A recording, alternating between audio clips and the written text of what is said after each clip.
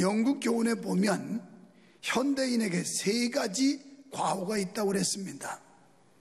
첫째는 모르면서 배우지 않는 거. 알지도 못하는 것을 배우지도 않아요. 두 번째는 알면서도 가르치지 않는 거. 그렇습니다. 내가 많이 알고 있음에도 불구하고 가르쳐주지 않는 거. 여러분이 예수 그리스도를 아십니까? 그렇다면 그 예수 그리스도를 자녀들에게 가르쳐줘야 되는데 가르쳐주지 않는다면 이게 과오입니다. 세 번째는 할 수 있는데 하지 않는 것. 이 핑계 저 핑계 대면서 하지를 않아요. 자식을 불행하게 하는 가장 확실한 방법이 있는데 언제나 무엇이든지 그 손에 넣게 해주는 것이다 그랬어요. 자녀 교육의 성공은 부모가 먼저 변해야 합니다. 왜냐하면 모든 교육의 기초는 가정이에요. 모든 교육의 토대는 가정이에요.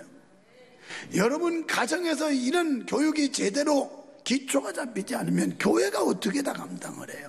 일주일에 1시간 남짓 와가지고 하는 그 교육이 무슨 교육이 그렇게 효과가 크게 기대할 수 있겠어요? 가정에서부터 믿음의 부모님들이 성실하게 신앙의 교육을 시켜놔야 그 자녀가 훌륭한 신앙인으로 자라날 수가 있게 되는 것입니다. 가와만사성이라는 말이 있어요. 가정이 화목하면 만사가 성공한다는 거예요. 그래서 이 가정이 어떻게 돌아가느냐에 따라서 자녀 교육도 승패를 좌우할 수 있다, 이렇게 볼 수 있는 겁니다. 정치인이자 군인이었던 나폴레옹은 자식의 운명은 언제나 그 어머니가 만든다 그랬어요. 오늘 어머님들 책임이 큽니다. 아빠들은 바깥에 가서 돈 벌어오기 바쁘고 비교적 집안 살림은 어머니들이 많이 하는데 이 자식의 운명은 어머니에게 달렸다는 거예요. 오늘 여러분 기도하는 어머니가 되기를 축원합니다. 여러분의 자녀를 위해서 하나님 앞에 눈물 뿌려 기도할 수 있는 기도의 어머니, 훌륭한 어머니죠. 이는 부모가 어떻게 하느냐에 따라서 자녀의 앞길이 결정된다는 거예요. 우리 부모들이 자녀의 미래를 책임져야 한다는 건 부담이면서도 특권입니다. 세상에는요 다양한 유형의 부모가 있습니다. 그 중에서 몬스터맘이 있는데요, 이는 자신의 아이만을 위해 무리한 요구도 서슴지 않는 자기중심적인 엄마를 지칭합니다. 두 번째는 돼지맘이 있어요. 새끼들을 이리저리 끌고 다니는 돼지처럼 자녀를 명문대 보내기 위해 교육에 투자를 아끼지 않는 엄마입니다. 셋째는 타이거맘이 있습니다. 스파르타식으로 공부를 강요하고 아이들의 학업에 지나치게 간섭하는 엄마입니다. 넷째는 헬리콥터맘이 있어요. 자녀에게 끊임없이 간섭하고 아이가 원하기 전에 미리 채워주는 엄마를 말합니다. 이 중에 최근 경제적 어려움으로 여성들의 늦은 결혼 등의 이유로 아이를 한두 명만 낳다 보니까 자녀를 애지중지 키우는 헬리콥터 유형을 쉽게 찾아볼 수가 있습니다. 헬리콥터 맘은 마치 헬리콥터처럼 자녀 주변을 뱅뱅 돌면서 언제나 옆을 지키고 아이가 무엇을 하고 싶다고 하기도 전에 채워주는 맘, 이게 헬리콥터 맘이에요. 그러니까 아이가 해달라는 대로 다 해줍니다. 이는 자녀가 스스로 생각하는 힘을 떨어뜨리고 이기적인 인간성으로 변할 가능성이 큽니다. 헬리콥터용으로 자녀를 키우면 아이가 주도적으로 문제를 해결해 나가지 못하며 자녀가 자기 중심적으로 변해서 왕따가 되기가 쉽습니다. 여러분, 이렇게 자기 중심적으로 변한 사람은 사회성이 떨어지게 되고 대인관계가 문제가 돼서 사회 활동하는 데 많은 지장을 얻게 되는 겁니다. 며칠 전 뉴스에서 보니까 아이를 하나만 낳기 때문에 아이가 필요한 모든 걸 다 투자하고 싶다는 거예요. 다 해주고 싶대요. 그러면서 등장하는 기구가 있었는데 유모차였어요. 그래서 전동 시설이 되어 있는 유모차인데 그 가격 들어보니까 자동차 가격을 버금할 정도로 그렇게 비싸더라고요. 나는 그 정도 가격 간다고 봐요. 여러분 수입제 유모차들 끌고 다니려면 몇백만 원 하잖아요. 그러니까 거기다 엔진까지 달렸다니 그 유모차야 뭐 자동차 경차 가격 안 나오겠어요? 하나만 나가지고 애지중지 키우면서 이 아이를 위해서는 모든 걸 다 쏟아붓겠다는 거예요. 이게 현실입니다. 건국대 유아교육과 최연철 교수는 부모들이 잘못하는 일 중 하나가 아이들의 실수를 막아주는 것이라고 그랬어요. 아이들이요, 실수를 통해서 산 경험을 얻게 돼 있어요. 이 실수와 실패를 통해서 중요한 교훈을 얻는 겁니다. 며칠 전 제가 집에 아침 새벽기도 인도하고 집에 갔는데 우리 두 번째 손녀 하유가 소파 테이블에 달랑 올라가더니만 거기 앉아서 조금 뭉기적거리더니 뒤로 뭉기적 가더라고요. 그래서 앉아서 하유야, 그러면 너 떨어진다. 그런데도 뭐 그 아이가 어린애니까 계속 가더라고요. 계속 가더니만 이렇게 가다 뒤로 발랑 자빠져서 나등그러졌어요.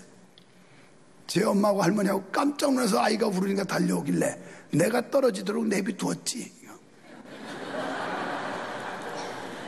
물론 바닥에 쿠션이 있기 때문에 그냥 뒀지 맨바닥 같으면 아이 다칠까봐 막았겠죠.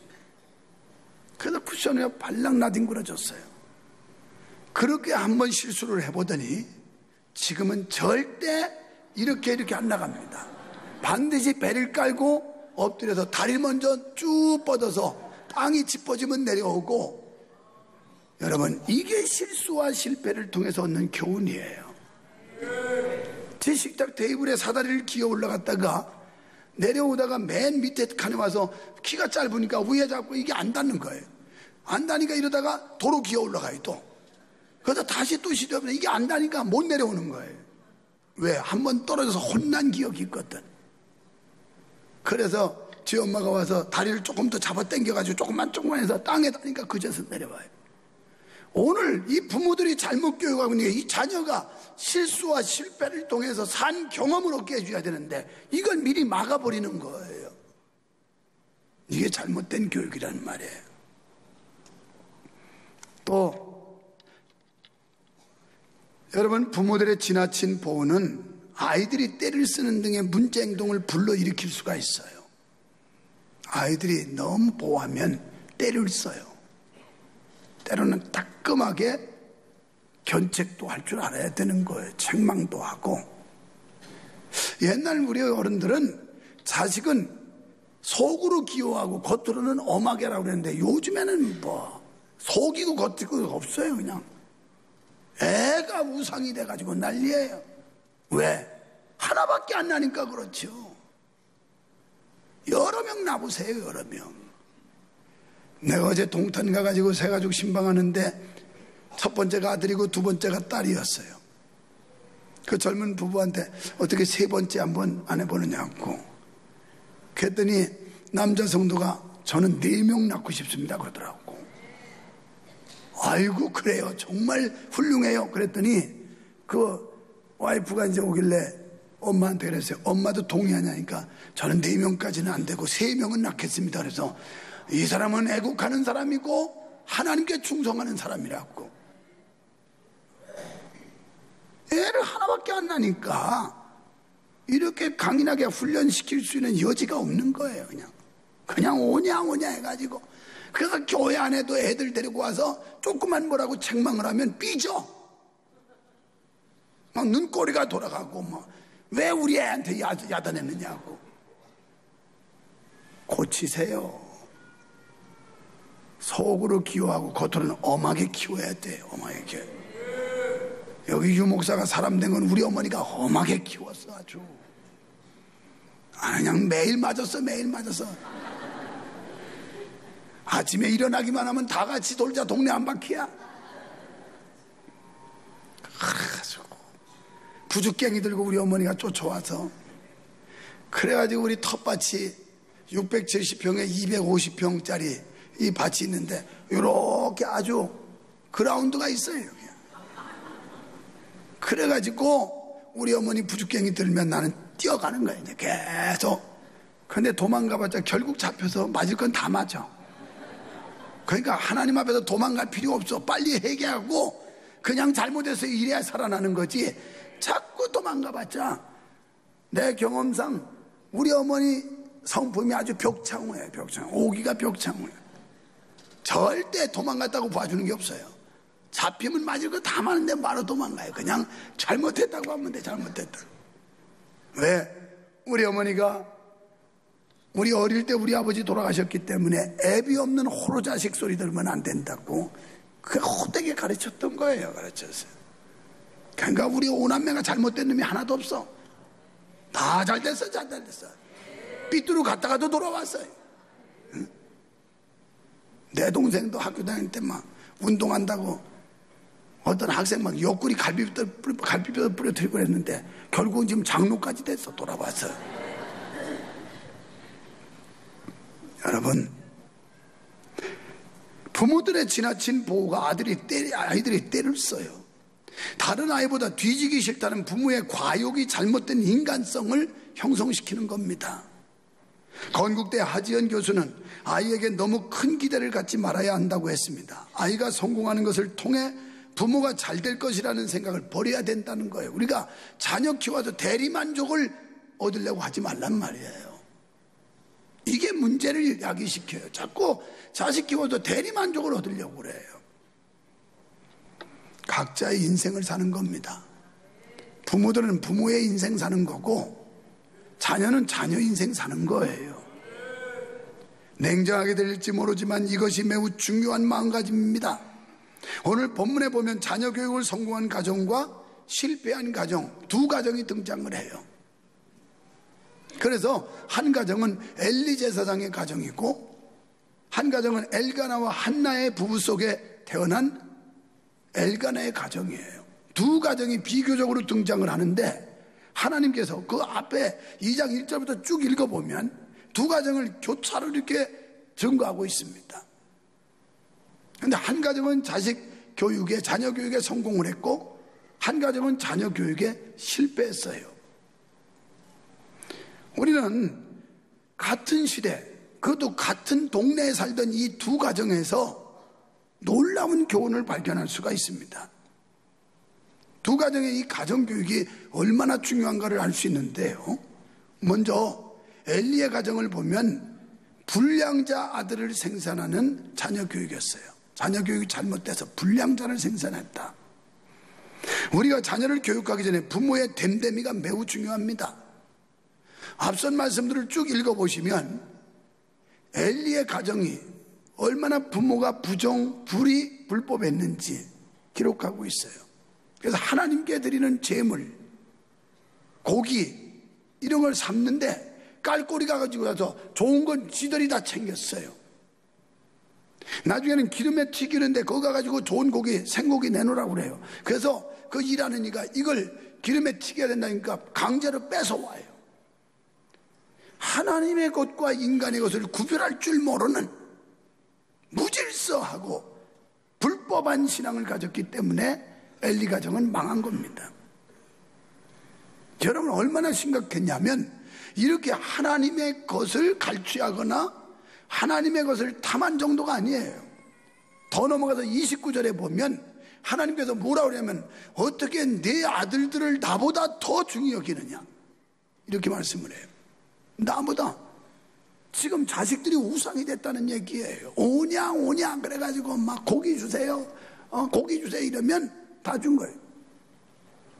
자식 귀한 줄 알고 하나님의 것을 여호와의 것을 도적질하고 하나님의 것을 손대는 이런 부정과 불의, 불법 이게 그 자식을 망하게 한 거예요.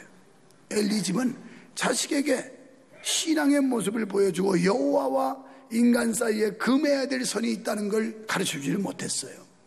지켜야 될 한계가 있다는 걸 제대로 교육을 못했어요. 아니, 이 말씀을 묵상하면서 보니까 옛날 우리 군대 생활할 때는 취사병들이 그거 뭐 고기 나오는 날 다 휘저어가지고 맛있는 건 자기들이 다 뜯어먹고, 그러고서 그냥 나머지 가지고 이제 이렇게 사병들 배식했어요. 여기 취사병들이 있었을 텐데 그런 전과자들이 몇 명 있을 겁니다. 요즘에는 뭐 안 그렇겠지만 어쨌든 이 말씀에도 보니까 갈고리를 가지고 국구솥에서 고기를 건져서 뺏어갔다. 안 된다고 그러니까 강탈을 해갔어요. 하나님의 것을. 이게 자식 교육에 큰 실패를 한 겁니다. 여러분, 인간적으로 아무리 귀해도 하나님보다 더 사랑하면 우상이에요. 자식이 귀하죠. 그러나 하나님 다음이에요. 남편과 하나 부부관계 중요하지요. 그러나 하나님 다음이에요. 최고의 영광과 최고의 경배를 받으셔야 될 분은 유일하게 하나님 한 분이에요. 그렇다면 우리 자녀들에게 이걸 심어줘야 돼요. 하나님을 최고로 경외해야 된다. 그래야 되는데 하나님의 것을 갈취해가지고 자식한테 갖다 먹였으니 이 집구석이 제대로 되겠어요?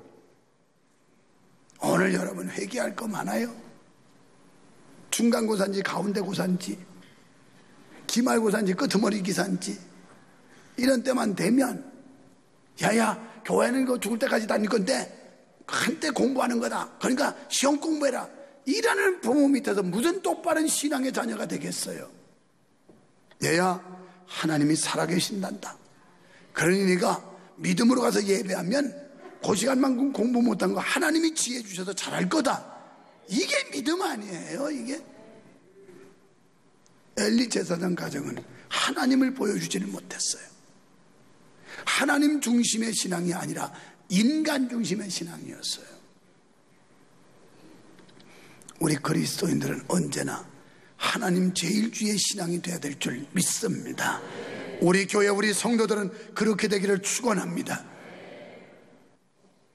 그래서 두 번째 가정은 복된 자녀를 양육한 엘가나와 한나의 가정교육이에요.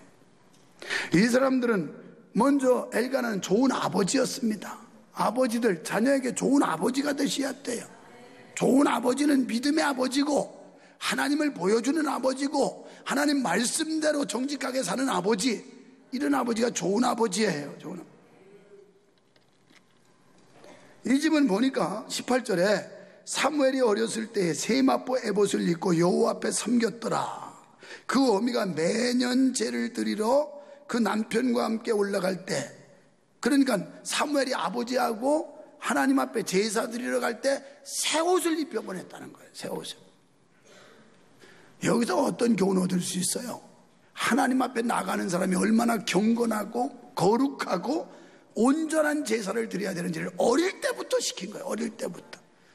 여러분 자녀 어릴 때부터 몸에 배게 기독교 정신을 아주 거기다 심어 놔야지.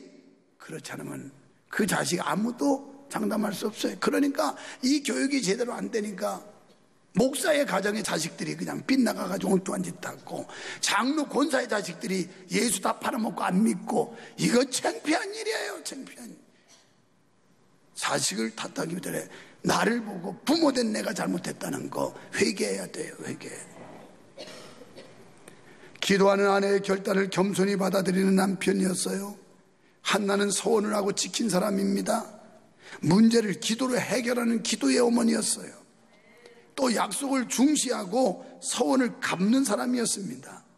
그는 균형 잡힌 신앙생활을 했는데 하나님과의 관계가 좋았고 남편과의 관계가 좋았고, 그리고 제사장에게 인정받는 사람이었어요.